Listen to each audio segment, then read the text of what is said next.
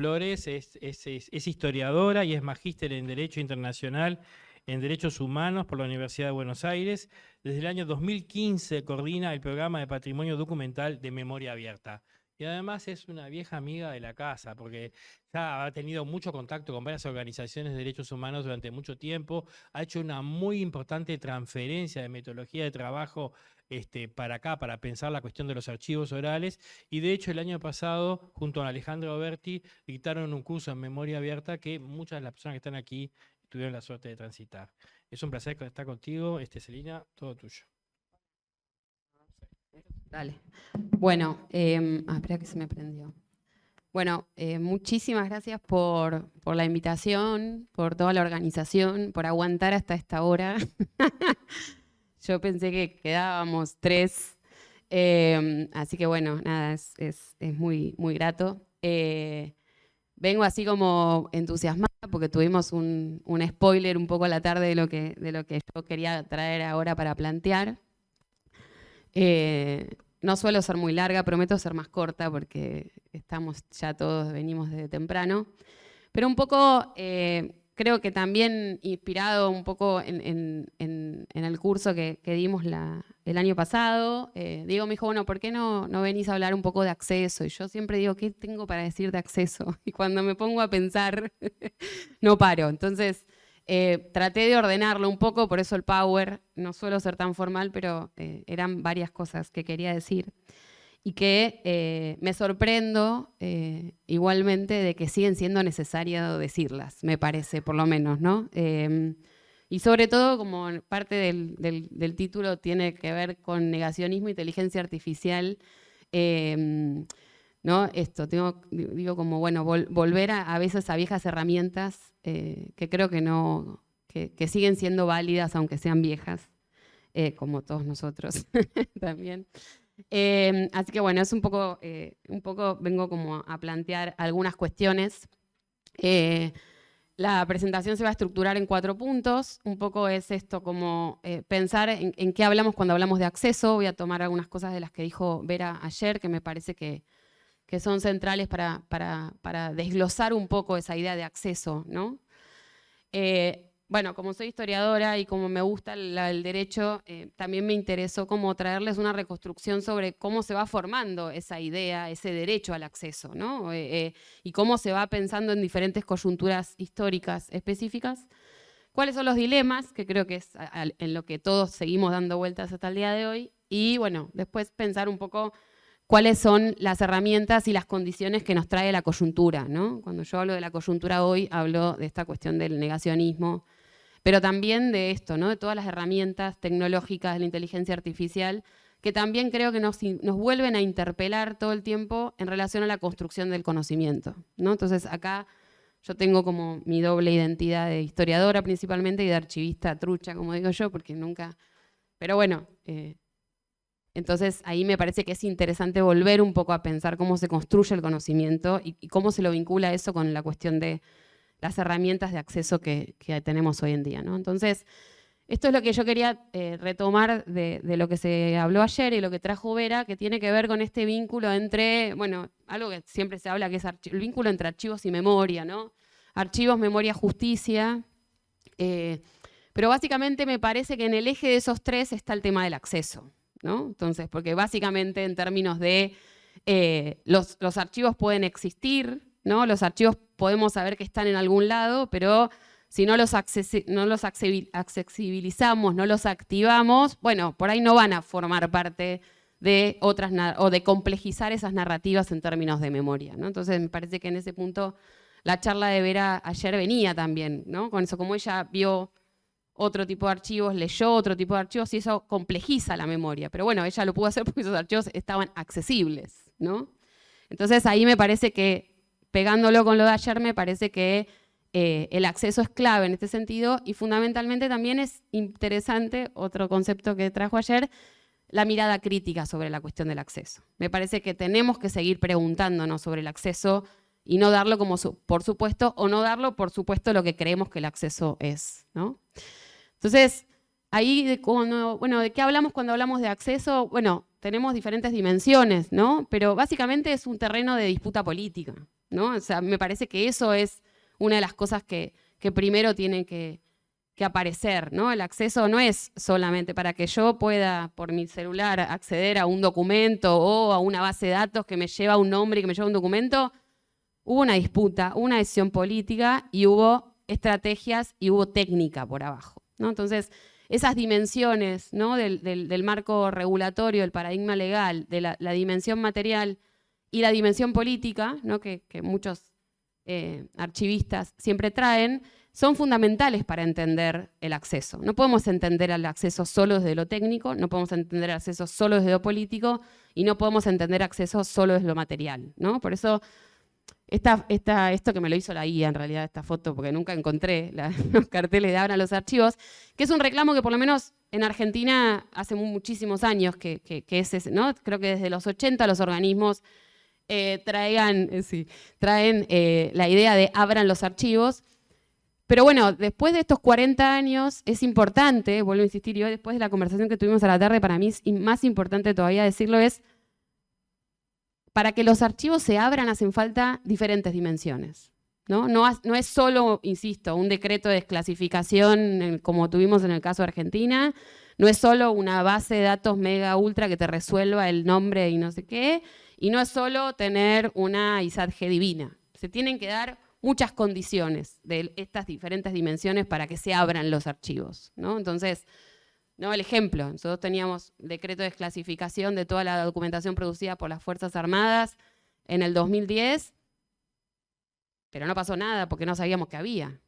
Entonces, armamos un equipo de relevamiento, nos tuvimos que meter a los archivos de las Fuerzas Armadas para saber principalmente qué es lo que se desclasificó, porque no teníamos ni idea, ¿no? Y entonces eso empezó un proceso que duró 14 años y que se cortó porque llegó Milei. ¿Sí? Entonces, por eso digo, es muy complejo cuando pensamos de acceso, ¿no? No podemos situarlos en una sola de esas dimensiones, ¿no? Entonces acá están estas tres dimensiones, ¿no? La dimensión material, que es efectivamente saber que el archivo existe, que el documento está, que el fondo documental existe, ¿no? Esto que hablábamos, bueno, que esté identificado, que sepamos qué hay, dónde, porque si no sabemos qué hay, no vamos a poder acceder nunca, ¿no? Entonces digo, bueno, esto que discutíamos a la tarde, no, bueno, está bien, cuando a veces se dan esas ventanas de oportunidades que uno puede entrar a archivos donde nunca pudo entrar, bueno, están esas dos teorías, esas dos corrientes, ¿no? O voy a buscar el documento que quiero, que me dice que Pirulo estuvo en, o trato de armar ese mapa que me explica inicialmente lo que hay, porque por ahí no puedo volver nunca, ¿no? Entonces, tengo que poder construirme ese mundo, ¿no? Del cual yo después voy a tratar de hacerlo accesible, ¿no? Entonces, bueno, ahí toda esa dimensión material donde entra el proceso de gestión documental, los procesos archivísticos, la identificación, la descripción de los fondos, los sistemas de catalogación, la digitalización planificada, ¿no? Porque también todos hemos sido víctimas de decir, no, hay que entrar y digitalizar, y después tenés un montón de documentos que no sabés ni cómo empezar a mirarlo, ni de dónde eran, no todos lo hicimos. Entonces seguro que todos lo hicimos, después algunos han aprendido, otros no, pero todos lo hicimos. Después la dimensión legal, ¿no? Claramente el marco regulatorio que hace que esos archivos que existen y que fueron procesados se puedan hacer accesibles. Y ahí hay dos cuestiones que me interesa distinguir. La desclasificación no implica accesibilidad, ¿no? Que un archivo se le quite su clasificación de seguridad, generalmente obviamente los archivos producidos por el Estado, no implica que sea accesible. Porque vuelvo a insistir, hay que hacer un proceso técnico que lo explique en su integralidad, que lo certifique en su cadena de custodia, pero además después hay otras cuestiones. Está la ley de protección de datos personales, hay otras cuestiones que yo tengo que intervienen para pensar ese acceso. Entonces, por eso digo, puede haber un decreto divino de clasificación, pero que si yo no empiezo a hacer todo el proceso de trabajo archivístico y todo el proceso de análisis de esos fondos documentales, el acceso no llega, ¿sí? Y por otro lado, hay una cosa que me parece que es interesante también de nuevo en esto, que lo público no es lo mismo que publicable. Vuelvo a insistir de nuevo en esta distinción, que un documento sea público no necesariamente significa que pueda estar publicable, que pueda estar subido a la web, que todo el mundo lo pueda descargar, que todo el mundo lo pueda reproducir. ¿Sí? Hay que poder, y sobre todo en este contexto, hay que poder distinguir, ¿no? En el caso, por ejemplo, de Memoria Abierta, nosotros tenemos un montón de archivos, sobre todo los archivos de los organismos de derechos humanos, se pueden consultar de manera remota, digital, pero no les podemos subir a un catálogo web. Porque hay condiciones del productor, que en este caso son los organismos, que establecen que quieren tener el control sobre quién consulta y qué se hace con esa documentación. Entonces, también hay otros condicionamientos que hacen que a veces los archivos, aunque sean públicos, no necesariamente sean publicables. Y por último, claramente la dimensión política, ¿no? Esto que digo, ¿no? Esos momentos que hablen y esos momentos que cierran, ¿no? La posibilidad de armar estos mapas, de entrar a identificar archivos, ¿no? De construir conocimiento sobre lo que hay. Que a veces, como decíamos a la tarde, a veces esas herramientas como las guías, los censos, son subvaloradas, ¿no? Pero después a veces cuando vienen los momentos de cierre, es lo único que nos queda. Por lo menos tenemos una herramienta, ¿no? Yo insistía con la guía del IPPDH, del acervo Cóndor, por lo menos tenemos una herramienta que en algún momento alguien vio ese fondo. Alguien lo vio, alguien hizo una descripción, alguien puso la cantidad de metros lineales, alguien puso la cantidad de rollos, ¿no?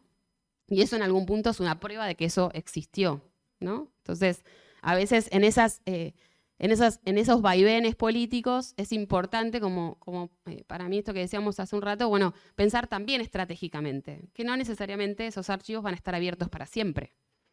Muchas veces un archivo que se abre se vuelve a cerrar, y ya todos creo que hemos sido víctimas de eso, ¿no? Entonces también en algún punto esa dimensión política nos hace ser estratégicos, o por lo menos tener que pensar en planes estratégicos de intervención. Y acá algo que aparece siempre que damos cursos, y creo que fue un poco el pedido también de Diego, que tiene que ver cómo construimos una decisión cómo se construye una decisión sobre el acceso a un documento, ¿no? Esta imagen se la pedí a la IA que me la haga, porque no sé si ven, pero dice denuncias, dice, bueno, le dije, armame una persona angustiada frente a una denuncia. Porque esa es a veces la sensación que uno tiene cuando gestiona archivos vinculados a violaciones de derechos humanos, ni que hablar de la sociedad civil, que es un vacío, o sea, que es más difícil en términos normativos, ¿no? Pero una cosa que yo quería traer acá es, nunca la decisión de acceso es una decisión individual que uno toma frente a un documento. Una veces lo cree, una veces lo siente, dice, ay, me pidieron esta denuncia, pero yo no sé qué hacer, qué hago, me pidieron este testimonio, no sé qué hacer y qué hago y lo doy y no lo doy, y uno cree que uno depende de uno o que uno puede resolver esa situación. Y básicamente todas estas dimensiones, todas las coyunturas, toda esta historia de la construcción del acceso como un derecho son las que no nos dejan solos, ¿no? Y son las que tenemos que conocer y apelar, ¿no? Al momento de pensar. Obviamente el acceso no se piensa a un solo documento, que esa es otra cuestión, ¿no? Digo, cuando uno trabaja sobre la dimensión material, bueno, el proceso archivístico nos ayuda a entender también que la decisión es sobre la serie documental, que no necesariamente la decisión es documento por documento, ¿no? Que eso también es importante, y ahí es donde de nuevo estas herramientas son muy útiles, ¿no? Entonces digo, el acto de brindar acceso a expedientes sensibles, denuncias y documentos de represión no puede ser una carga que descanse sobre un criterio espontáneo del archivista en la sala de consulta. Ahí te lo doy, no te lo doy, bueno, léelo, pero no lo copies, léelo rápido y me lo llevo, o te lo mando y se lo mandás y estás esperando, por favor, que no aparezca en ningún otro lado, ¿no? Esta cosa como... la accesibilidad requiere un marco normativo estricto, políticas colectivas institucionales y protocolos que prevean la complejidad ética en cada consulta, ¿no? Y acá volvemos, y acá tenemos los diversos tipos de acervos, ¿no? Los acervos estatales pueden tener protocolos mucho más apegados a la normativa jurídica, digamos, ¿no? O deberían, ¿no? A las leyes de acceso, a las leyes de protección de datos personales, a los propios protocolos de los gestores o documentos, o a donde fueron transferidos, el Archivo General de la Nación, la universidad, ¿no? Y las organizaciones tratamos de armar algo que parezca como, ¿no? Como, bueno, entendiendo ese paradigma, pero también entendiendo que tenemos consideraciones éticas, ¿no? Por ejemplo, en el caso de Memoria Abierta, que es una asociación coordinadora de derechos humanos, bueno, si uno de nuestros documentos aparece en en un libro reivindicativo o de Astiz, Y para nosotros éticamente es un problema, ¿no? Y ahí es donde aparece la cuestión de, bueno, nosotros necesitamos a veces, estamos a favor del acceso, memoria abierta, los organismos la crean en algún punto para el acceso, en realidad, ¿no? De todos los acervos que habían construido los organismos y que después se fueron construyendo la propia memoria abierta. Pero bueno, también hay estos dilemas que tenemos, ¿no? Y son discusiones que además son circulares, porque aparecen y desaparecen. No, es muy difícil poder pensar, tanto desde el Estado, pero también sobre todo de la sociedad civil, en un protocolo único y para siempre, ¿no? Eso es una discusión que a veces damos cuando nos piden o cuando ayudamos a otros a pensar. Dicen, no, necesito hacer un protocolo de acceso de ahora, pero yo no sé si vos podés, yo no sé, yo no puedo hacer un protocolo de acceso que me sobreviva a Kirchner, a Macri, a Milei, y a, ¿no? No puedo, porque no sé, cada contexto me va pensando en que el acceso es, el no acceso tiene que ser una excepción según las leyes de acceso. Bueno, pero hay ciertas condiciones que yo tengo que prever en la coyuntura. Y eso es medio como, parece obvio, pero no es tan obvio para los que gestionan archivos que, bueno, creen que todo tiene que quedar en un protocolo y que es lo que tiene que cumplir, ¿no? En algún punto también, para no dejarlo solo al archivista, pero bueno, hay situaciones que pueden modificar, ¿no? La apertura de nuevas causas judiciales puede restringir documentación que sea usada como fuente para esas causas. El encrudecimiento de cuestiones de violencia, como pasa en Colombia y en México constantemente, hacen que en determinadas regiones hay ciertos archivos que tengan, o sobre todo de la sociedad civil, que sea mejor que se cierren, porque contienen información que puede complicar a la gente que está sufriendo la violencia, ¿no? Bueno, esas cosas uno las tiene que prever. Uno tiene que poder tener una mediación que permita prever esas diferentes condiciones que afectan el acceso, ¿no? Entonces, esa angustia es real, porque no sé si acá los que gestionan archivos, todos en algún momento dijimos, no sé qué hacer con esto. O sea, no sé qué hacer. Pero bueno, uno tiene diferentes herramientas, por lo menos para avanzar un poco en esa angustia y no quedarse en ese escritorio, ¿no? Así, sin saber qué hacer. Y en ese sentido, una de las cosas que me parece que es interesante pensar es cómo fue evolucionando esta idea del acceso como un derecho, que hoy está consolidado, ¿no? Hoy casi todas las leyes de acceso y transparencia establecen que por lo menos para la documentación vinculada a graves violaciones de derechos humanos, el no acceso es una excepción, ¿no? Que digamos que la documentación tiene que ser accesible, ¿no? Que inclusive hasta la existencia de datos personales no puede ser una negación de acceso, sino que hay que aplicar herramientas para que esos datos queden como protegidos, pero que no se puede negar el acceso a un documento. Entonces, hay un paradigma de acceso hoy que nos ayuda a pensar estrategias para todos estos cuestionamientos, ¿no? que nos generan las coyunturas. Y ahí a mí me interesaba identificar como 3 momentos, ¿no? En términos de la cuestión de los archivos, en términos de las disputas políticas. Seguro que antes del siglo XIX, en el siglo XIX también, ¿no? Pero me parecía, ¿no? que esa primer discusión, ¿no? que se da con los juicios de Nuremberg, ¿no? en la inmediata posguerra, en donde empieza a haber cierta reflexión del rol político de los archivos, ¿no? Bueno, y del rol también en algún punto como prueba en términos, por lo menos, de los juicios hacia los nazis, también en los juicios que siguieron internamente en Alemania. Entonces aparece un poco, me parece como más fuerte la idea de que los archivos tienen un rol que va más allá del patrimonio, ¿no?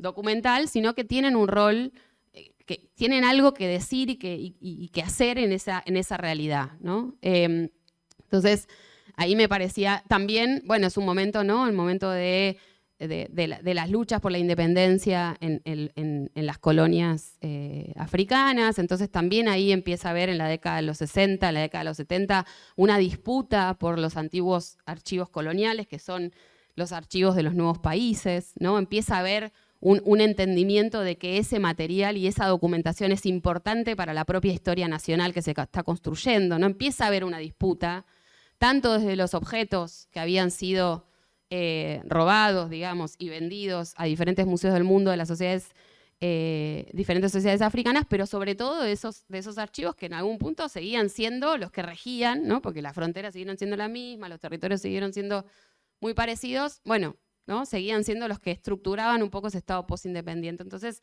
ahí empieza a aparecer una disputa más fuerte sobre el archivo.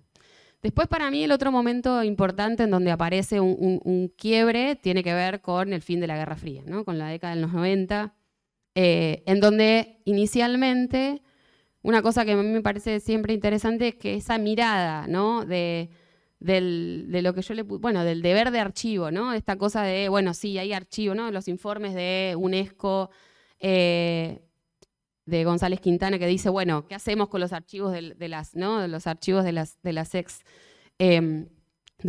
los archivos represivos, pero mirando a la ex Unión Soviética, ¿no? ¿Qué hacemos con esos archivos? ¿Qué hacemos con el archivo del Stasi?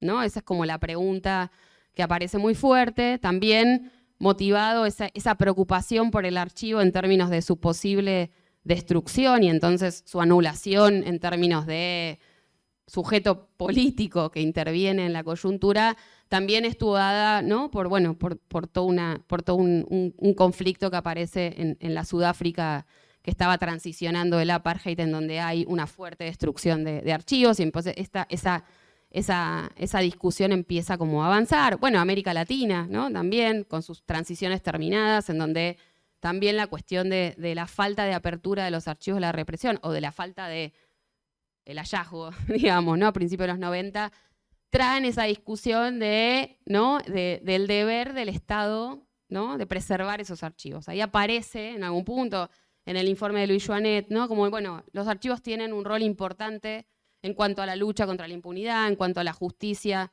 de las graves violaciones a los derechos humanos, ¿no? Tienen mucho para decir en el caso, ¿no? de estos grandes archivos que se miraron en el primer momento de las persecuciones de la ex Unión Soviética, ¿no? Hay como todo un gran mundo ahí que se abre, con una rápida intervención, ¿no? de la Alemania en términos de la puesta en marcha del gran archivo de la Stasi, y algunas decisiones que creo que van fortaleciendo, vuelvo a insistir, no solo que los archivos son importantes, sino que el Estado tiene un rol en preservarlos, ¿no? y en hacerlo, inicialmente en preservarlos, y en el tercer momento, que para mí podríamos ponerlo como en el 2000, no solo los tiene que preservar, sino que los tiene que convertir en accesibles, ¿no? Porque básicamente tenemos ya la consolidación a partir de este último momento del acceso como un derecho, ¿no? ¿no? Aparecen en casi todos los países las leyes de acceso a la información pública, ¿no? Y vuelvo a insistir, esto como y sumado al acceso como un derecho, bueno, ¿qué pasa con esta particularidad de la información, de los documentos que contienen información sobre violaciones de derechos humanos? Bueno, eso tienen un lugar, en muchas de las leyes de acceso y transferencia tienen un lugar particular. Esto, ¿no? Bueno, tienen un estatuto de que, bueno, tienen que ser accesibles para la justicia, ¿no? Y ahí, en ese marco, hay ahí, ¿no? una consolidación en algún punto en términos de la construcción de esto que conocemos y que ahora ya nos suena más final, que es el derecho a la verdad, ¿no? Como se pasa de un derecho, del derecho de acceso como un derecho de habeas data, como un derecho personal que yo tengo a saber lo que el Estado, ¿no? Es una de las cosas que se discutía con el archivo del Stasi, que se discutió con el archivo de la Dirección de Inteligencia de la Provincia de Buenos Aires, que se encontró también a mediados de los 90. Bueno, yo tengo derecho, ¿no? El derecho de habeas data, yo tengo derecho a saber lo que ese archivo tiene de mí. Bueno, progresivamente ese derecho a saber lo que ese archivo tiene de mí también se fue convirtiendo en un derecho colectivo, a que la sociedad tiene que saber lo que ese archivo tiene para decir en relación a su pasado reciente, ¿no? Y entonces ahí aparece también un poco la idea de las políticas públicas en relación a los archivos vinculados a violaciones de derechos humanos, con esta cuestión del deber de hacerlos accesibles, ¿no? Y ahí entramos en otro gran problema, ¿no? Ahí, en ese proceso, yo ubico como dos casos que me parecen interesantes. El caso de, tres podría decir, el del Stasi también me parece interesante, pero no, quería ir a algo que conozca un poco más. pero que habla mucho de cómo se van como pensando, ¿no? esta vinculación entre el derecho, entre el acceso como un derecho y, bueno, la intervención a diferentes archivos vinculados a la represión que empiezan como a aparecer, ¿no? Digo, en los 90 y en los 2000 tenemos tenemos los archivos de la Stasi, tenemos el archivo de la Dirección de Inteligencia de la Provincia de Buenos Aires, tenemos el archivo histórico de Guatemala, ¿sí? Que también en una anécdota que todas nos parecen raras, ¿no? Pero en una anécdota parecida a de la DITBA, lo encuentran un edificio entero, entero de documentación, ¿no? Y son procesos muy parecidos porque es un archivo que se estuvo buscando durante décadas, que aparece así de un día para el otro, y que aparecen todas estas tensiones que escuchábamos recién en el taller. Bueno, la justicia lo necesita, los investigadores quieren acceder, los familiares quieren saber, yo quiero saber qué tiene ese archivo de mí, necesito saber qué información tiene el Estado, ¿no? Todo junto, todo en el mismo momento. Y entonces a mí me parece que en ese sentido, tanto la Stasi como la Comisión Provincial por la Memoria, que se hace cargo del fondo de la Dirección de Inteligencia, me parece que tienen un proceso muy interesante para contar de cómo se pensó estratégicamente esas intervenciones, ¿no? Es un proceso, a un punto que a muchos les puede parecer aburrido y poco estratégico, en esto de que lo que se dieron cuenta es que no podemos hacer nada hasta que no sepamos qué hay y qué nos dice en términos estructurales lo que hay acá adentro, ¿no? Entonces lo primero que se hizo fue hacerle una intervención archivística, que duró mucho tiempo. Esa es la realidad, duró mucho tiempo, ¿no? Pero hay que, sobre todo en esos archivos de inteligencia, hay que entender cómo se produce la información y quién produce la información, ¿no? Porque, bueno, una cosa es la información y otra cosa, insisto, es la lógica de producción de ese conocimiento. Entonces, lo que me parece interesante en ambos casos es que hubo mucho trabajo en tratar de pedagogizar y de entender la lógica de la información, más que centrarse en que diga que vos sos subversivo o no, en que vos sos, ¿no? Porque por ahí ese dato, que vos sos subversivo o no, se explica en la lógica de producción, no es un dato que es veraz por sí mismo. Y ese me parece que es un trabajo interesante que hicieron tanto la Stasi como la Dirección de Inteligencia, ¿no? Como el contexto de producción, y sobre todo en nuestros archivos de la represión, es fundamental reconstruirlo antes de lanzar los datos, ¿no? Antes de andar lanzando los datos. Porque ahí está la diferencia, ¿sí? Entre los individuos que ven esos fondos documentales como una amenaza, ¿no? Y el rol que pueden cumplir esos acervos en explicar las estructuras represivas y en dar cuenta de lo que efectivamente pasó, ¿no? Digo, es muy interesante la diferencia, por ejemplo, en cómo se está pensando el archivo de inteligencia, uno de los archivos de inteligencia más importantes que hay en Colombia y que están bajo la gestión del Archivo General de la Nación, y cómo se pensó la DITBA, ¿no? Porque la DITBA reconstruyó todo este proceso en donde a la gente, ¿no? Digo, no sé, mi papá fue a buscar y mi papá aparecía como un guerrillero, no sé qué. Mi papá, la posibilidad de tener toda esa información de cómo se producía esa información y para qué se producía esa información, a mi papá lo tranquilizó en algún punto de lo que efectivamente decía ese documento. No lo sintió como una amenaza, ¿no? Porque en ese momento cuando apareció, mi papá podía perder el trabajo. O sea, había un documento que decía, aunque estábamos en democracia, había pasado mucho tiempo, siempre costó hablar muchas veces de las cosas. Pero ese contexto en términos de la lógica de producción, bueno, no necesariamente, estaba diciendo que no necesariamente lo que ese documento decía era verdad. O que hay que entenderlo en ese contexto de el Estado persiguiendo a la gente y buscando enemigos por todos lados, ¿no? En cambio, en Colombia, una de las cosas que está pasando es que como no se está dando lugar a ese proceso de entender la integralidad y el contexto de producción, la gente lo ve como una amenaza a la apertura del archivo de inteligencia. Porque lo que dice es, hasta el día de hoy, esa información que aparece a mí me puede llevar a que me vengan a buscar y me vengan a matar, ¿no? Porque lo que está, al faltar el contexto de producción, lo que está marcando ese que te da el documento es que lo que dice el documento es, ¿no? Y entonces hay una confusión entre fondo documental y documento, ¿no? Entre información y documento. Información, esto que hablábamos a la tarde, ¿no? Una confusión entre información y fondo documental. Entonces, a mí me parece que son casos que es interesante ver, insisto, son aburridos para el que quiere ya buscar los nombres y no sé qué, pero me parece que en el largo plazo nos hablan de buenas prácticas en términos de conjugar esta tensión que aparece todo el tiempo, que tiene que ver con el dilema de el derecho a la verdad o el derecho a la protección de la intimidad, ¿no?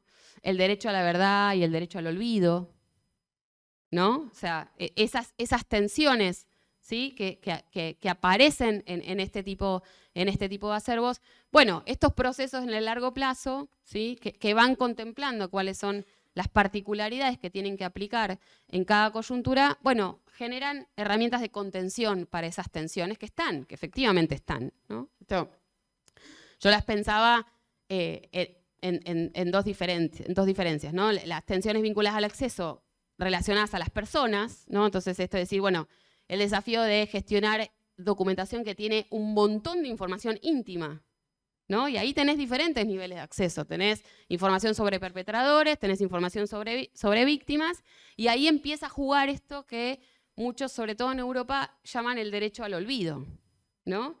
Y que en algún punto la ley de protección de datos personales, no sé si acá, pero en Argentina, por ejemplo, contemplaba que el titular del dato podía pedir que se elimine su dato de cualquier base de datos.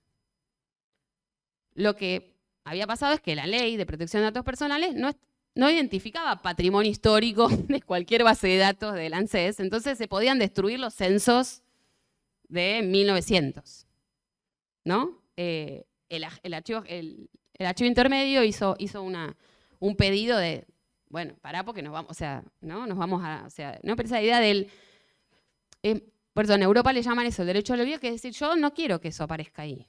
Pero en algún punto eso forma parte, ¿no? Eso cuenta otra cosa. Pero por eso digo que todo el tiempo aparece esta tensión entre archivo e información, ¿no? Está todo el tiempo presente esa idea. Entonces, y sobre todo esas discusiones que van cambiando en términos de las coyunturas políticas, de cómo se van las transiciones en los diferentes países, que tiene que ver con, bueno, esas decisiones de preservamos los datos de todos, independientemente de que sean perpetradores, víctimas, ¿no? Digo, en muchos países no se da información ni siquiera de perpetradores, aunque se los tacha, digamos, o no se da esa documentación. Y en otros países se ha avanzado un poco en la discusión de, bueno, si fueron funcionarios, como la DITBA, por ejemplo, o la Stasi, bueno, si fueron funcionarios públicos, no se tacha, ese nombre sale, ¿no? Pero, por ejemplo, eso es algo que fue modificándose mucho en los criterios de desclasificación de Estados Unidos, ¿no? Que casi todos nuestros países han pedido información, que Estados Unidos desclasifique información sobre nuestros países, y los primeros, no sé si les pasó a ustedes, a nosotros venía una hoja negra directamente, o sea, todo era, ¿no? Y fuimos trabajando en pedir una reclasificación, ¿no? Y en ese punto nos aceptaron inclusive que los nombres de los funcionarios no se tachen, ¿no? Pero bueno, fue una discusión que hubo que dar en relación a separar lo que es las acciones en términos de la función pública y los datos en términos de las personas privadas, no sé, una persona privada, las personas comunes que había ahí, ¿no? Esa es una discusión interesante, y me parece, ¿no? que es la fortaleza que creo que en nuestras sociedades ha tenido la construcción del derecho a la verdad. Me parece que han reducido un poco esa idea del derecho al olvido, ¿no? Es decir, bueno, seguimos igual, ¿no? O sea, ahora nosotros tenemos una discusión que es que la justicia allanó la casa de un gran hijo de puta, digamos, un gran militar en Argentina. Nos dieron los papeles a nosotros para digitalizar. El archivo es espectacular, pero básicamente son todas cartas personales que escribía esa persona, sobre todo cuando estaba en la cárcel, cuando ya había... Claro, y tenemos un problema ahí gigante, porque la justicia nos dice eso no se puede usar, porque eso es personal. Y bueno, razón, no lo hizo. Bueno, pero esa es una discusión que vamos a tener que dar. O sea, esa es una discusión en donde, ¿no? Esa cuestión entre el derecho a la verdad y la cuestión de la intimidad o el derecho al olvido, la vamos a tener. Esa es una batalla que tenemos en las próximas, ¿no? Justo, además, Yelin va a hablar mañana los fondos personales, ¿no? Que aparece todo eso, el cruce entre la vida privada y la vida pública. Bueno, pero acá tienen estas implicancias en términos de que eso ayudaría mucho a la construcción de un derecho a la verdad, ¿no? Sigue apoyando en ese sentido. Y bueno, las tensiones vinculadas al acceso de la parte del Estado tienen que ver con esto que hablábamos un poco de, bueno, ¿no? Cómo se usa la cuestión de la clasificación de seguridad, ¿no? Para tensionar, ¿no? Como, bueno, hasta hace poco uno escuchaba, no, eso está clasificado, no se puede ver, ¿no? Cuando pasaron 30, 40 años, ¿no? No sé, en el archivo de la Cancillería cuando yo estaba, no sé, había documentación del peronismo que estaba clasificada todavía, ¿no? O sea, era como una cosa. Entonces, esa es una tensión, pero que es una tensión también que a veces, bueno, va al propio oscurantismo, ¿no? De la producción estatal. No necesariamente hay una cosa específica de que no quiero ver, sino que, bueno, todo secreto y quedará así hasta que alguno venga y se queja, o hasta que las leyes y el marco normativo nos ayuden a dar las batallas. La batalla seguro que la vamos a tener que dar, ¿no? Esto de la temporalidad del secreto, bueno, establecer plazos, no puede ser todo secreto para toda la vida, ¿no? Eso pasa, es muy interesante, ¿no? El archivo de la Stasi, bueno, establece 30 años. Bueno, por ahí te parecían un montón, ya está, ya pasaron. Claro, ya está, ¿no? Pero no podés guardar algo secreto para toda la vida y creer que, ¿no? Bueno, eso voy a insistir.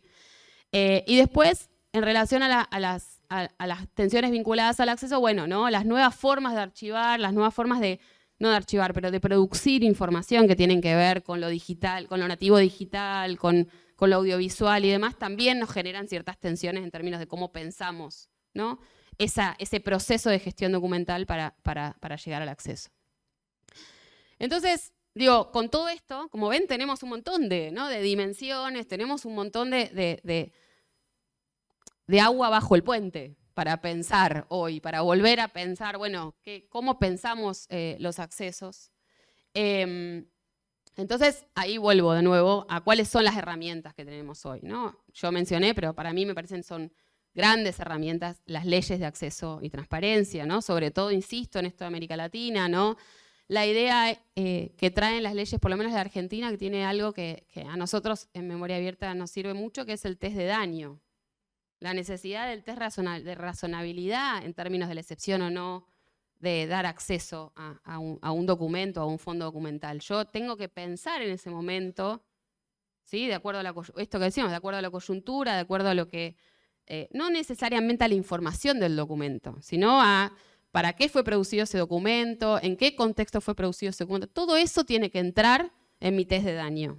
Entonces, si el daño que yo puedo hacer es mayor al beneficio del acceso, bueno, ahí lo puedo pensar, pero tengo que sentarme a pensarlo. Y eso nos lleva a una cosa que para mí es importante volver a decir: se necesitan humanos para eso, ¿no? Una gran base de datos, un gran catálogo web, un gran archive.org no te va a resolver eso, ¿sí? Entonces, en algún punto, aunque a muchos les parezca como algo tipo del siglo pasado, la mediación para la gestión de este tipo de fondos documentales sigue siendo importante, sigue siendo necesaria, no solo para el acceso, para la activación también. Esto que decíamos a la tarde. O sea, tiene que haber alguien que esté pensando en para qué puedo usar esto, en con qué lo vinculo, esto le puede servir a tal, esto lo activo de esta manera.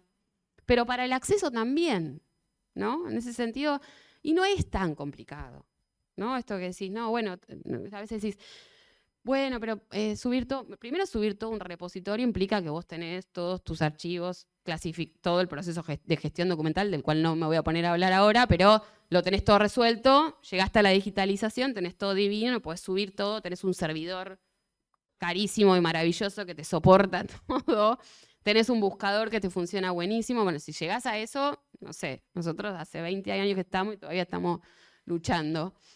Pero además de eso, es el tipo de documentación que tienen estos acervos, vuelvo a insistir, necesita de una mediación. Que no necesariamente implica una burocracia, que no necesariamente implica, vos también podés, en el proceso de gestión documental, decidir qué cosas vas a liberar y qué cosas no. Pero una mediación es, mira, llename un formulario y decime para qué lo vas a usar. yo te lo mando, te lo doy. ¿No? Una de las cosas que siempre hablamos en los cursos y que genera muchas preguntas es, bueno, los testimonios orales. ¿Qué hacemos con los testimonios orales? Porque está bien, tienen un consentimiento, ¿no? Acá tenemos una de las creadoras del Archivo Oral de Memoria Abierta. Tenemos el consentimiento, o sea, legalmente lo tenemos. Ahora, no es lo mismo una persona que dio un testimonio adelante de una cámara para saber que alguien lo iba a escuchar individualmente a que lo encuentre subido en un catálogo web. Además de que no puedes subir 3 horas de testimonio, ¿no? No hay, pero no es lo mismo. Por eso es que a veces lo público y lo publicable no es sinónimo.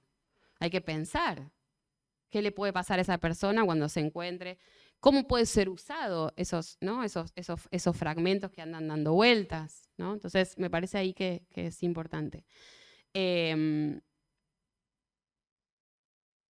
Bueno, y otra de las cosas, en realidad, las cuestiones político-legales, pero también técnico-archivísticas, diferenciar el contenido del documento a saber que el documento existe, ¿no? Porque a veces se usa mucho la excusa de que como está clasificado, bueno, no te hago ni un índice, no te hago nada porque no lo puedes ver, o sea que ¿para qué querés saber que existe? Pero, ¿no? Pero digo, hasta el día de hoy pero bueno, todas las leyes de acceso y transparencia establecen que aunque vos no lo puedes dar, tenés que tener un índice de información reservada y tenés que explicar por qué no lo puedes dar. Tenés que fundamentar esa excepción y la ciudadanía lo tiene que saber. Es un derecho ciudadano, ¿sí? El de saber cuál es la información clasificada que no me puedes dar y por qué no me la puedes dar y por cuánto tiempo no me la vas a poder dar. Esa es una herramienta que está costando muchísimo que exista. Es muy difícil hacerle entender a los archivos públicos o a los administradores públicos de que, aunque tenga clasificación, el derecho al acceso a saber qué hay está y lo tienen que cumplir. Y después, en términos, vuelvo a insistir, y yo retomo esto, sobre todo de acuerdo a la conversación que tuvimos a la tarde, insistir de nuevo en que una de las dimensiones más importantes para el acceso es la dimensión técnico-archivística. Las dos son importantes, la legal y la técnico-archivística. Si yo no puedo reconstruir, si no tengo la reconstrucción de la integralidad, ¿no? Lo que decía Isabel a la tarde, si yo no tengo la reconstrucción de la integralidad del fondo, si yo no puedo explicar cómo me llegó esto, de dónde vino, cómo se partió, cuál es esa historia archivística, bueno, es muy difícil que yo pueda certificar de dónde viene ese documento y qué es lo que dice ese documento y para qué puede servir ese documento, ¿no? Y eso, vuelvo a insistir, por más base de datos, por más repositorio, es fundamental que haya una historia que reconstruya esa integralidad, aunque no la tenga la integralidad. Aunque no la tenga, pero tengo que saber, eso es una parte de, ¿no? Entonces, y eso es fundamental, ¿sí? Porque después podemos, y es súper interesante los avances en términos del proceso de gestión documental que las herramientas de inteligencia artificial nos pueden dar y nos están dando. Pero si yo no tengo no puedo entrar al acceso a los fondos documentales por la ventanita del altillo a buscar el dato. Tengo que entrar por la puerta, que quiere decir que me expliquen qué es lo que tengo ahí, qué series documentales tienen, en qué momento se produjo, cómo llegó a dónde está, qué pasos hubo en el medio. ¿No? Digo, todo eso me hablan del documento que yo tengo. Y eso es algo que a veces nos cansamos de repetir un montón, pero cada vez aparece menos. Pero además también cada vez aparece menos en las lógicas de investigación de los cientistas sociales. O sea, nosotros tenemos en Memoria Abierta gente que dice, yo quiero un documento que diga esto. Bueno, tenés la serie, la caja documental, como decía Vera el otro día. Bueno, yo me siento con la caja y me leí todo el archivo. No, quieren el documento que diga que, pero si no sabes de dónde está, y además por ahí si ves la caja encontrás otro que te sirva más a ese. O encontrás la relación entre uno y otro, porque, ¿no? Mayormente todos los documentos producidos, por lo menos por organizaciones e instituciones, son seriados, tienen una relación con otros, ¿no? Entonces, eso me parece que es una dimensión que no hay que olvidar, ¿no? Después, en términos de las condiciones técnico-archivísticas vinculadas, sí, a lo más tecnológico, para no ser tan arcaicos, es desarrollar metodologías y herramientas seguras, ¿no? Que permitan accesos masivos, pero que también no violen las intimidades. Pero eso la herramienta sola no te lo da, ¿no? O sea, yo digo, ¿no? Ahora nosotros estamos haciendo todo un proceso de transcripción con inteligencia artificial de entrevistas. Pero yo no puedo agarrar esa entrevista y subirla, porque yo tengo que leer esa entrevista. Tengo que ver si efectivamente hay algo que si yo subo viola la identidad, la intimidad de esa persona. O sea, necesito mediar, necesito analizar eso en términos de esto que hablamos del test de daño en relación al acceso, ¿no? Y la idea sobre todo esto, también la transferencia, ¿no? Es un poco también, me parece que apareció a la tarde, como una responsabilidad técnica colectiva y compartida. O sea, el movimiento de los fondos documentales y de los archivos tiene una responsabilidad. Yo no puedo andar, porque lo rompo, ¿no? Lo rompo. Si yo lo voy, ¿no? Lo voy transfiriendo, pero no averiguo cómo estaba, en dónde estaba, y qué es lo que me vino y qué es lo que no vino, es, ¿no? Su cadena de custodia la verdad de ese fondo documental se rompe, ¿sí? Porque se rompe su historia, se rompe su historicidad. Bueno, no esto que decíamos, o sea, ¿por qué pensar, cómo pensamos todo esto en términos de esto que decíamos? Bueno, ya hablamos bastante, ¿no? Esto de la inteligencia artificial, pero también esto de, yo traigo la idea de la coyuntura, la traigo pensando en, bueno, en esto que hablábamos de negacionismo, ¿no? Ayer Vera creo que hablaba algo de revisionismo, como, ¿no? Como reivindica, ¿no? Estos nuevos discursos de reivindicación, ¿no? Por lo menos estamos viviendo en Argentina de reivindicación, de la represión, del terrorismo de Estado, de la anulación de los derechos, en un punto de términos generales, ¿no? De las mujeres, de los homosexuales, de la disidencia, o sea, todo, barremos con todo.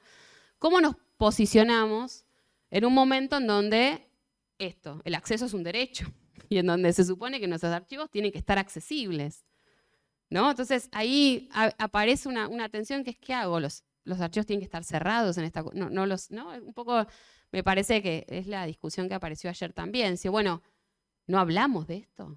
¿Lo cerramos? ¿Qué hacemos? O sea... Por eso, para mí me parece como muy interesante, porque en tu mirada en algún punto de la violencia de las organizaciones armadas aparece todo el tiempo esto. Nosotros en el Fondo Luis Moreno Campo tenemos las causas a algunos integrantes, a las cabezas de montoneros y demás, y siempre fue un tema. ¿Qué hacemos con eso? Bueno, no, si es acceso. Lo que podemos hacer es saber quién lo pide, para qué lo va a usar, pero si estamos discutiendo hace 25 años que tenemos que tener los archivos accesibles y abiertos, ¿no? Pero además me parece que no se soluciona cerrándolos, no se soluciona sacándolos de esa narrativa, se soluciona pensando en todas estas dimensiones que tiene el acceso y, bueno, y los mecanismos de protección que uno puede, o que uno como gestor de archivos puede tener en ese sentido, ¿no? Sí.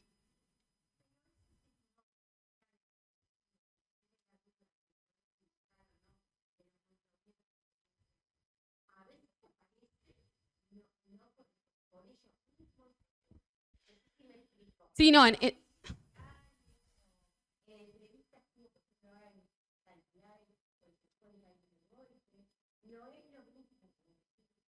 no, por eso. Bueno, eso para mí, también eso que vos decís es una evaluación. No, por eso, o sea, eso que vos decís para mí es una evaluación también de cómo yo entiendo que puedo no dar acceso a en este caso yo estaba diciendo son las causas judiciales que se le llevaron adelante, que no hay mucha documentación, es lo único que hay dando vueltas. No, esas no. Las de las organizaciones armadas no. Por eso son, y es un tabú en algún punto, esto que decía Ver ayer, ¿no? Es un tabú en algún punto.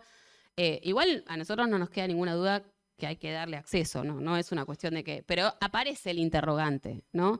Pero sí, por ejemplo, eso que vos decís es interesante porque los organismos estuvieron durante muchísimo tiempo y hasta el día de hoy a muchos les cuesta pensar dar acceso a las denuncias.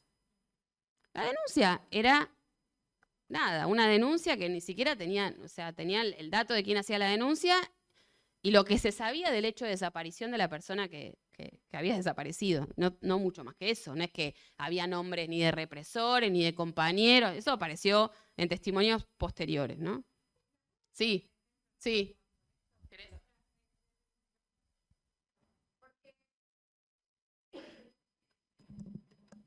Para mí la importancia de los contextos es definitiva, ¿no? Y yo cuando me pienso a mí misma, yo formé parte del equipo que empezó, que construyó, que diseñó y construyó el archivo de memoria abierta. Y ayer me olvidé de decir algo que siempre me gusta, y que es que Borges decía que una biblioteca es una forma, ordenar una biblioteca es una forma de ejercer la crítica literaria. Y uno, parafraseándolo, podría decir que ordenar y construir un archivo es una forma de ejercer la crítica historiográfica o la crítica memorial, ¿no? Y cuando nosotros empezamos a diseñar los cuestionarios para hacer las entrevistas, nosotros, cuando nos tocaba un entrevistado que era militante de una organización revolucionaria armada, tenemos un montón de preguntas vinculadas a la cultura de la militancia y demás. Una de ellas era respecto a de la disposición a morir. Y habíamos decidido claramente no preguntar respecto a la disposición a matar. Esto año 2000, ¿no? Y cuando yo me pienso a mí misma ahí, digo, ¿por qué no pregunté eso? Y hoy soy otra y digo, qué boluda, ¿por qué no pregunté? Si había disposición de hablar, ¿por qué no podía yo indagar un poquito más, ¿no? Y en un contexto además donde nada hacía suponer que se reabrirían causas respecto de las acciones de la militancia. Ahora que sí estoy tratando de llenar esos vacíos respecto de estos temas y reconstruyendo, para mí algo fundamental es que todos esas ejecuciones y esos secuestros que investigo, la verdad que no me costó tanto encontrarlo, porque están las publicaciones de las propias organizaciones revolucionarias armadas. Y eso para mí es importante, porque es un dato fundamental, y que es que estas organizaciones anuncian, publican sus acciones justamente porque las consideran un acto de justicia, mientras las Fuerzas Armadas las clandestinizaron porque hay conciencia del crimen. Entonces, me parece que el solo hecho de saber eso y reponer eso, reponer que hay un reconocimiento de esa acción, nos remite a culturas de justicia y a culturas éticas de justicia distintas entre unos y otros, ¿no? Eso. No, es que es total. Yo también, ¿sabés qué pensaba la otra vez? Estábamos en esta discusión de la posible apertura, ¿no? De las causas, las causas que mencionaba Vera ayer. Y yo me empecé a entrar en una discusión y digo, mira, yo que trabajé dentro de los archivos de las Fuerzas Armadas, no hay forma, si uno se pone a pensar desde el archivo, por sí solo se nota la diferencia entre la sistematicidad de la represión y la violencia y los hechos aislados, digamos, ¿no? O sea, en términos de la diferenciación, en términos de sus propios archivos, ¿no? Entonces, ahí me parece que es importante esto que decir, bueno, ¿cómo pensamos los archivos ante estas nuevas narrativas negacionistas, reivindicatorias? ¿Qué hacemos? ¿Los excluimos? ¿Los cerramos? No, hay que potenciarlos. Hay que potenciarlos, pero hay que potenciarlos responsablemente en algún punto con esto de las dimensiones, de los protocolos, de los test de daño. No hay que tirarlos así, ¿no? Como una bolsa de documentos, pero hay que potenciarlos, hay que ponerlos a discutir. No hay que cerrarlos y sacarlos de la discusión, ¿no? No solo en términos de los archivos de la represión, los archivos feministas, los archivos de las disidencias, o sea, porque la agenda antiderecho viene por todo. Y en algún punto el archivo en este sentido, bien organizado, clasificado, integrado, te da cuenta de esas historias, de la complejidad de esas historias. Entonces, ese es el rol que el archivo tiene en la coyuntura de hoy. Pero vuelvo a insistir, tratado y trabajado responsablemente, ¿no? Con todos estos criterios. Y la otra cosa, en ese sentido, vuelvo a insistir en esto de que cuál es el escenario en términos de esta idea del acceso como un derecho, cuáles son los problemas que nos trae esto. Es decir, bueno, yo te tengo que dar el acceso, ¿no? Pero bueno, también tengo algunas otras herramientas, ¿sí? Para que esto que establece las leyes de acceso y transparencia, que es que la existencia de un dato sensible no puede invalidar, y sobre todo en documentación vinculada a violación de derechos humanos, el acceso. Bueno, tengo que pensar determinadas herramientas, ¿no? Y eso volvemos de nuevo a la estrategia de cómo yo voy a pensar la preparación de esos archivos para que sean accesibles, ¿no? Bueno, esto, la anonimización, esto que yo digo del acceso mediado, la transferencia de responsabilidad, que lo explicaban hoy a la mañana, ese formulario que yo le hago llenar al investigador y que el investigador dice, bueno, yo voy a usar esto para esto, me comprometo a no, ¿no? Bueno, en algún punto es una de las opciones, porque uno no puede saber qué es lo que va a hacer la gente con las cosas, ¿no? Pero por lo menos uno puede intentar, bueno, tener ese, ¿no? Transferir esa responsabilidad en términos de, sobre todo, la preservación ética de la intimidad. Ahora, en relación a la anonimización, a mí sí hay algo que me preocupa mucho, que tiene que ver con esta tendencia de subimos todo anonimizado y ya está, ¿no? O hoy decían a la mañana, bueno, no, nosotros ponemos los testimonios en el sitio, pero no ponemos quién los dice. Si vos no ponés quién los dice, ¿qué certificación tiene esa información? ¿Quién los dice? ¿Cuándo los dice? ¿En qué contexto lo dice? ¿No? Dicen las malas lenguas, o sea, se convierte en un rumor. ¿Cómo se certifica esa información si yo no tengo el contexto de producción? Si yo le borro el contexto de producción. Entonces, la anonimización es una herramienta buenísima, pero bien usada. No para tirar paquete de información, ¿no? Además, volvemos nuevo, ¿no? Esto que, y vuelvo a insistir, la experiencia de la desclasificación de la documentación de Estados Unidos lo muestra. No es esto que vos decís, no es lo mismo lo que yo puedo pensar que tengo que anonimizar hoy a lo que voy a tener que pensar que tengo que anonimizar en 15 años. ¿No? Entonces era una discusión que teníamos con los colombianos que ellos querían digitalizar todo el archivo de inteligencia, anonimizarlo todo y subirlo a internet. Yo digo, pero vos por ahí vas a estar anonimizando cosas que legalmente no tenés que anonimizar y que en 5 años no está mal que estén anonimizadas, pero ya está, lo subiste, lo levantaste, o sea, es peor el remedio que la enfermedad, ¿no? Entonces, ahí es donde me parece que vuelvo a insistir de nuevo en esto de pensar todo, volver a repensar todo el tiempo las prácticas. Y no por una cosa de ser circulares, sino porque las coyunturas son fundamentales. Y el rol que esos archivos cobran en las coyunturas lo son aún más, ¿no?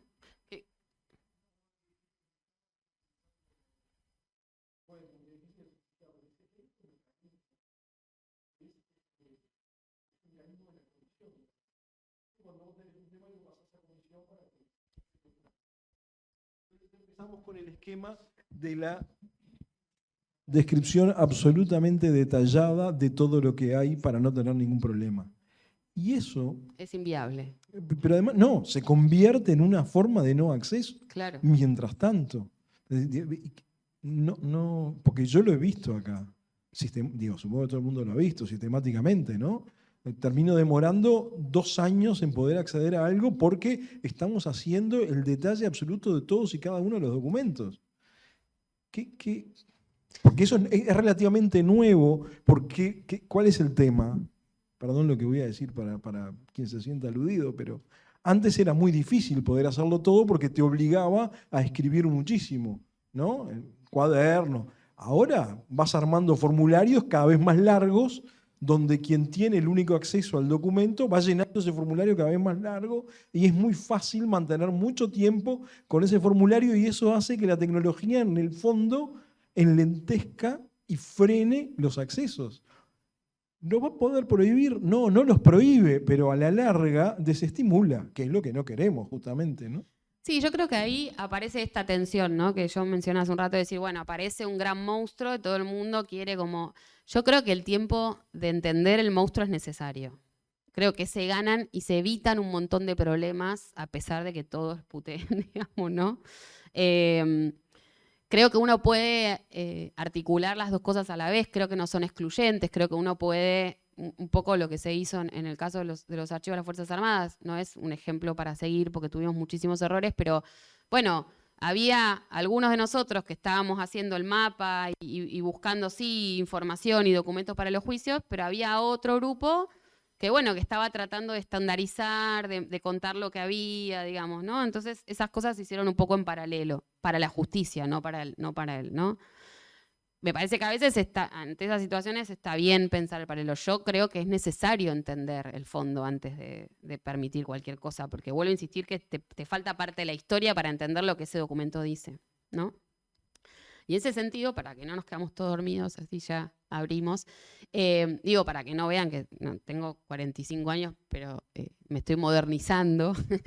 Yo y a la tarde, el comentario que hice a la tarde, claramente uno no puede estar en contra de la inteligencia artificial. Lo que sí creo, insisto, es que es una herramienta muy útil si uno tiene un camino allanado, ¿no? Si no, puede ser un gran peligro. Y en este sentido, me parece que es interesante diferenciarla en dos aspectos, que es una de las cosas que estamos empezando a pensar en memoria abierta, también para ayornarnos un poco, que uno tiene que ver con la inteligencia artificial como una herramienta para el proceso de gestión documental, ¿no? Esto es decir, bueno, ¿cómo te puede ayudar la inteligencia artificial en describir una serie de documentos, en no tener que leer documento por documento, ni identificar patrones, ¿no? Que lo puedes hacer siempre y cuando, vuelvo a insistir, tengas tu cuadro de clasificación, sepas lo que vas a meterle y demás.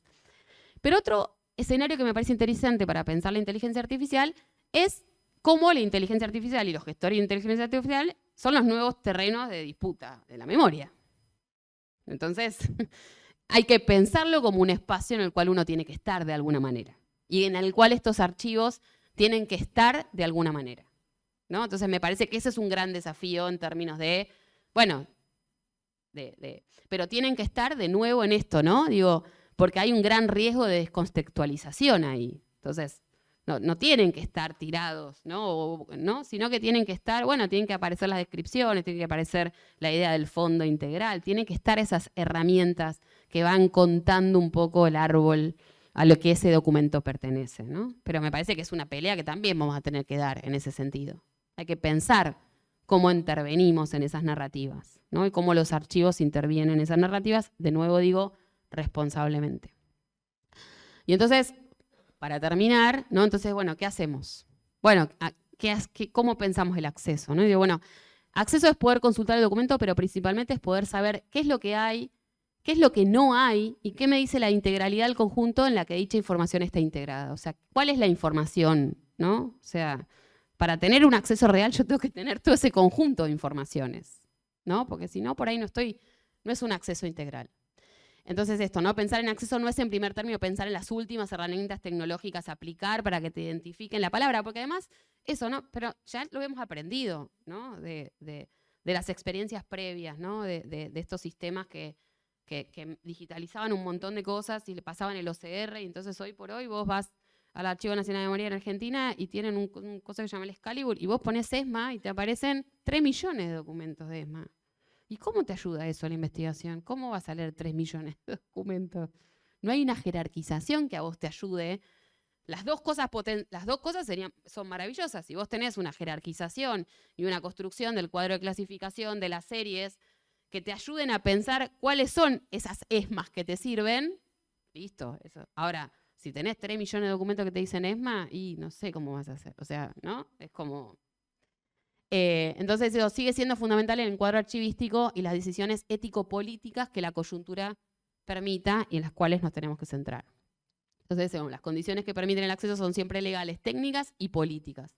Y el control de la información sigue siendo una poderosa herramienta de disputa política y memoria en el presente, de la cual no tenemos que resignar, ¿no? Entonces, esto que digo, bueno, hay un control, pero no un control en términos negativos, hay una gestión que esos archivos tienen que tener, que vienen de un montón de herramientas que estamos tratando de usar hace un montón de tiempo y que no es que compiten con las herramientas, se tiene que potenciar. Bueno, yo lo dejo acá.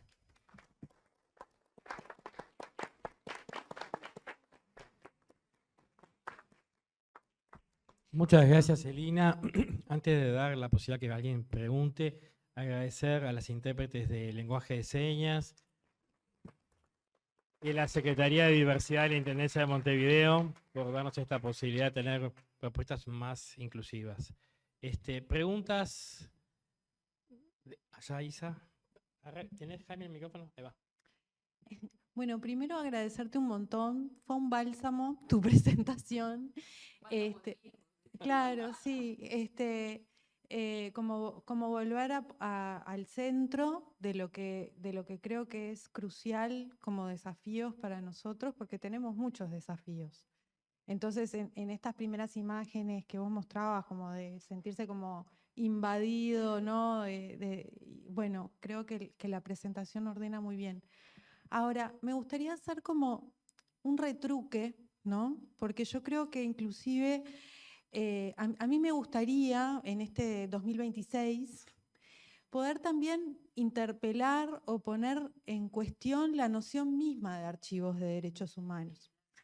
Porque, bueno, a mí con el paso del tiempo me ha pasado de no necesariamente tener que atender solo los archivos de la represión o de la resistencia a las dictaduras, y todas estas cuestiones aparecen también, y aparecen algunas otras cuestiones que son muy relevantes para la agenda de derechos humanos hoy y que están bastante en el centro de lo que es este encuentro, que es digamos, la visibilidad o la invisibilidad de sectores de la sociedad que en dictadura o no han sido excluidos de las narrativas históricas, ¿no?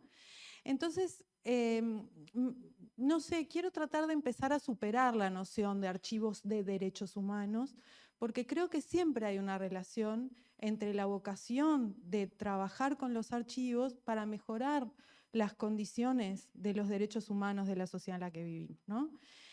Esto es como algo que lo digo nomás para saber si es posible como empezar a trascender ese proceso y si podemos tener como también como una lucha colectiva con relación a eso. Esto como por un lado. Y por otro lado también me preguntaba yo, ¿cómo hacemos para retomar las redes regionales de archivistas que tuvimos cuando todo esto empezó y que después yo siento que quedamos como inundados como en esa pila de papeles o de carpetas de las computadoras tratando de resolver cómo subir a la web, y algo que habíamos logrado y bueno, cuesta pila hoy sostener, o cómo hacer para trasladarle esa posta a las generaciones más jóvenes que seguro hoy anduvieron por acá y que seguro querrían poder abandonar un poco esa cosa como de conocimiento técnico para cumplir como con una función en una cadena de roles y poder pensar políticamente nuestro lugar de enunciación, ¿viste? Ahí hay como algo que no sé cómo hacer. En algún momento teníamos los Archiveros Sin Fronteras, que funcionó como nexo con Memoria Abierta en Argentina o con los brasileros, pero la verdad que se ha perdido un poco, se ha disgregado un poco esa red de mayor visibilidad. Y bueno, capaz que está bueno aprovechar este seminario, este encuentro, para pensar cómo se puede retomar esa dinámica de trabajo que fue muy productiva a principios de los 2000. Eso. Gracias, Isa. ¿Alguna pregunta más? Y vamos a ir cerrando porque ya es tarde y todos estábamos como súper cansados. ¿Alguna pregunta más? ¿Consulta? Dale. No, sí, yo estoy totalmente de acuerdo. Viste, yo hablo de, que es un nombre más largo, pero archivos con información sobre violaciones a los derechos humanos, ¿no? Porque también nosotros discutimos mucho, porque también además eso, ¿no? En la búsqueda de esa información sobre violaciones de derechos humanos, yo trabajé en los archivos de las Fuerzas Armadas, pero trabajé en el archivo de la Cancillería, en el archivo de, ¿no? O sea, X. Entonces estoy totalmente de acuerdo en que esas tensiones, lo que pasa es que creo que se han situado más en términos de los archivos con información de violaciones, porque aparecen estas urgencias que hacen que esas tensiones se aceleren, me parece, ¿no? Como, y yo pensaba también hoy a la tarde, cuando estaba ahí en el taller, pensaba esto de que me parece que en este tipo de acervos aparece mucho más fuerte la mezcla entre la investigación y el trabajo sobre el archivo como archivo, ¿no? Entonces ahí aparece muy fuerte, ¿no? Esto decía, bueno, nosotros armamos una herramienta para buscar tal cosa, o nosotros entramos al archivo buscando tal cosa y el resto quedó. Me parece que en este tipo de acervos, esa tensión que está siempre, ¿no? Muchas veces los centros de documentación muchas veces marcan eso, la creación de, ¿no? X